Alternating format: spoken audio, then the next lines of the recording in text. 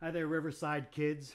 Great to have you here again as we continue our read along of The Lion, the Witch, and the Wardrobe by C.S. Lewis. If you haven't listened to the first three chapters, I'd encourage you to read those first before we jump in here to the fourth chapter. I want to say hi to all you Riverside kids and anybody that might be visiting.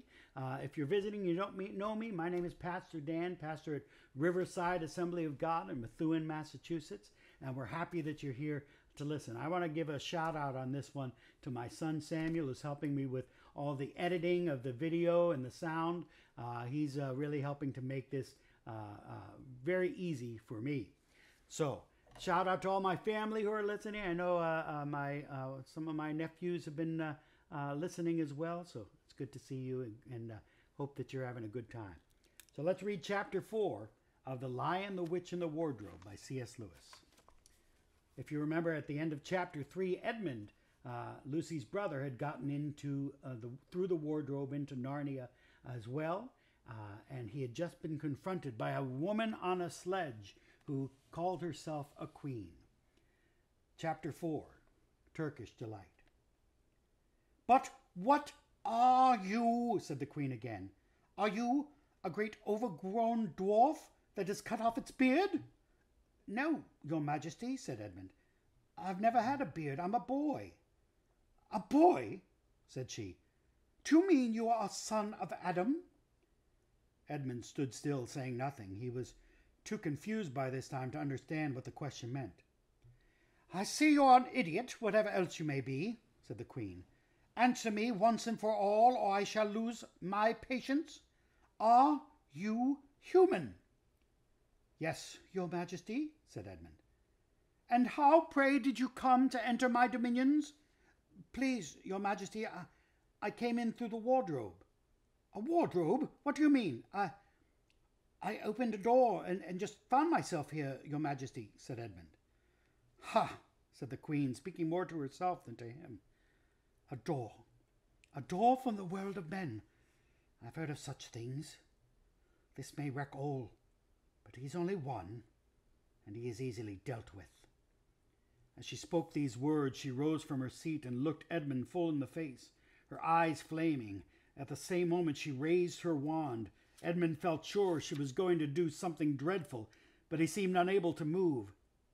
Then, just as he had given himself up for lost, she appeared to change her mind. "My poor child," she said in quite a different voice, "how cold you look! Come and sit with me here on the sledge, and I will put my mantle round you, and we will talk." Edmund did not like this arrangement at all, but he dared not disobey.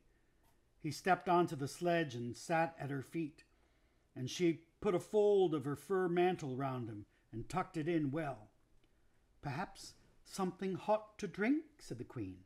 "Should you like that?" "Yes, please, your majesty," said Edmund, whose teeth were chattering. The queen took from somewhere among her wrappings a very small bottle which looked as if it were made of copper. Then, holding out her arms, she let one drop fall from it onto the snow beside the sledge. Edmund saw the drop for a second in mid-air, shining like a diamond. But the moment it touched the snow, there was a hissing sound, and there stood a jeweled cup full of something that steamed. The dwarf immediately took this and handed it to Edmund with a bow and a smile. Not a very nice smile. Edmund felt better as soon as he began to sip the hot drink. It was something he had never tasted before, very sweet and foamy and creamy, and it warmed him right down to his toes. "It is dull, son of Adam, to drink without eating," said the queen presently. "What would you like best to eat?" "Turkish Delight, please, your majesty," said Edmund. The queen let another drop fall from her bottle onto the snow, and instantly there appeared a round box tied with green silk ribbon, which, when opened, turned out to contain several pounds of the best Turkish Delight. By the way, Turkish Delight is a candy that you get often in England. Each piece of Turkish Delight was sweet and light to the very center, and Edmund had never tasted anything more delicious. He was quite warm now and very comfortable. While he was eating, the queen kept asking him questions. At first Edmund tried to remember that it is rude to speak with one's mouth full, but He soon forgot about this and thought only of trying to shovel down as much Turkish delight as he could. And the more he ate, the more he wanted to eat. And he never asked himself why the queen should be so inquisitive. She got him to tell her that he had one brother and two sisters, and that one of his sisters had already been in Narnia and had met a faun there, and that no one except himself and his brother and sisters knew anything about Narnia. She seemed especially interested in the fact that there were 4 of them, and kept on coming back to it. "You are sure there are just 4 of you," she said. "2 sons of Adam and 2 daughters of Eve, neither more nor less?" And Edmund, with his mouth full of Turkish delight, kept on saying, "Yes, I told you that before," and forgetting to call her Your Majesty, but she didn't seem to mind now. At last the Turkish delight was all finished, and Edmund was looking very hard at the empty box and wishing that she would ask him whether he would like some more. Probably the queen knew quite well what he was thinking, for she knew, though Edmund did not, that this was enchanted Turkish delight, and that anyone who once tasted it would want more and more of it, and would even, if they were allowed, go on eating it till they killed themselves. But she did not offer him any more. Instead, she said to him, "Son of Adam, I should so much like to see your brother and your 2 sisters. Will you bring them to see me?" "I'll try," said Edmund, still looking at the empty box. "Because if you did come again, bringing them with you, of course, I'd be able to give you some more Turkish delight. I can't do it now. The magic will only work once. In my own house, it would be another matter." "Well, why can't we go to your house now?" said Edmund. When he had first got on the sledge, he'd been afraid that she might drive away with him to some unknown place from which he would not be able to get back. But he had forgotten about that fear now. "Oh, it is a lovely place, my house," said the queen. "I'm sure you would like it. There are whole rooms full of Turkish delight. And what's more, I have no children of my own. I want a nice boy whom I could bring up as a prince, and who would be king of Narnia when I am gone. While he was a prince, he would wear a gold crown and eat Turkish delight all day long. And you are very much the cleverest and the handsomest young man I've ever met. I think I would like to make you the prince someday, when you bring the others to visit me." "Oh, why not now?" said Edmund. His face had become very red, and his mouth and fingers were sticky. He did not look either clever or handsome, whatever the queen might say.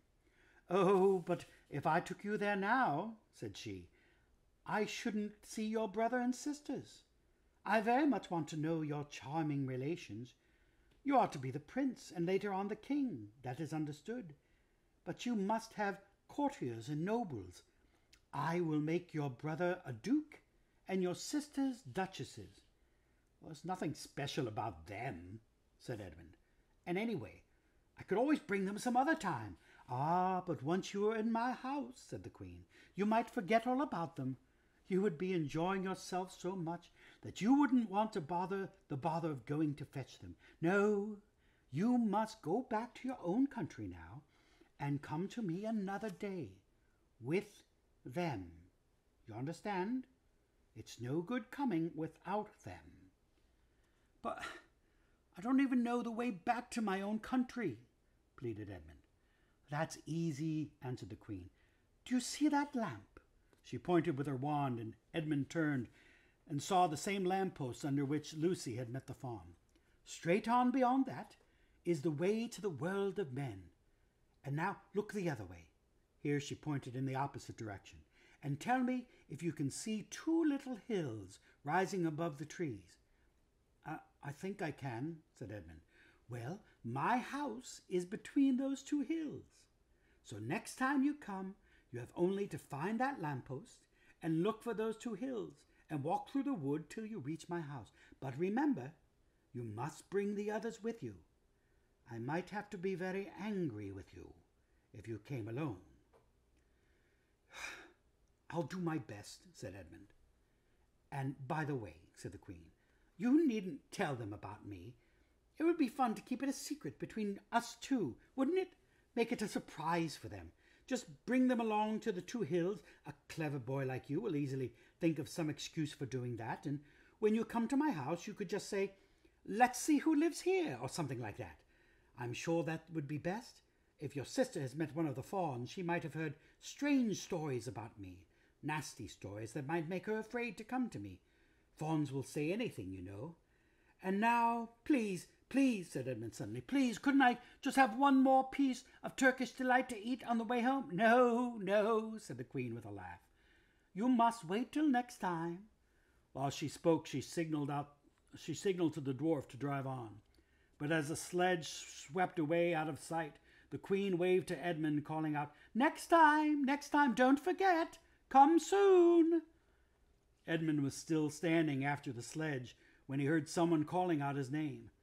And looking round, he saw Lucy coming toward him out of another part of the wood. "Oh, Edmund," she cried, "so you've got in too. Isn't it wonderful? And now—" "All right," said Edmund. "I see you were right, and it's a magic wardrobe after all. I'll say I'm sorry if you like. But where on earth have you been all this time? I've been looking for you everywhere." "If I'd known you'd got in, I'd have waited for you," said Lucy, who was too happy and excited to notice how snappishly Edmund spoke, or how flushed and strange his face was. "I've been having lunch with dear Mr. Tumnus the fawn, and he's very well, and the White Witch has done nothing to him for letting me go. And so he thinks she can't have found out, and perhaps everything is going to be all right after all." "The White Witch?" said Edmund. "Who's she?" "Oh, she's a perfectly terrible person," said Lucy. "She calls herself the Queen of Narnia, though she has no right to be queen at all. And all the fauns and dryads and naiads and dwarfs and animals, at least all the good ones, simply hate her. And she can turn people into stone and do all kinds of horrible things. And she has made a magic so that it is always winter in Narnia. Always winter, but it never gets to Christmas. And she drives about on a sledge drawn by reindeer, and her wand in her hand and a crown on her head." Edmund was already feeling uncomfortable from having eaten too many sweets. And when he heard that the lady he had made friends with was a dangerous witch, he felt even more uncomfortable. But he still wanted to taste that Turkish delight again more than he wanted anything else. "Who told you all this stuff about the White Witch?" he asked. "Mr. Tumnus, the fawn," said Lucy. "Well, you can't always believe what fawns say," said Edmund, trying to sound as if he knew far more about them than Lucy. "Who says so?" asked Lucy. "Everyone knows it," said Edmund. "Ask anybody you like. But it's pretty poor sport standing here in the snow. Let's go home." "Yes, let's," said Lucy. "Oh, Edmund, I am glad you got in too. The others will have to believe in Narnia now that both of us have been here. What fun it will be." But Edmund secretly thought that it would not be as good fun for him as for her. He would have to admit that Lucy had been right before all the others. And he felt sure that the others would be on the side of the fawns and the animals. But he was already more than half on the side of the witch. He did not know what he would say or how he would keep his secret once they were all talking about Narnia. By this time they had walked a good way, and then suddenly they felt coats around them instead of branches. And the next moment they were both standing outside the wardrobe in the empty room. "I say," said Lucy, "you do look awful. Edmund, don't you feel well?" "I'm all right," said Edmund, but it was not true. He was feeling very sick. "Come on then," said Lucy. "Let's find the others. What a lot we shall have to tell them, and what wonderful adventures we shall have now that we're all in it together." And that's the end of Chapter 4, Turkish Delight. I hope you enjoyed it and are enjoying our story so far. We'll post Chapter 5 tomorrow. Continue to listen, and if you'd like more information about our church, Riverside Assembly, you can see some links down in the description of this video. Kids, we miss you. I miss seeing you in church. Hopefully we'll be able to get to church again soon, but know that Pastor Dan loves you, Jesus loves you, and we're going to be praying for you. God bless you. We'll see you later. Bye-bye.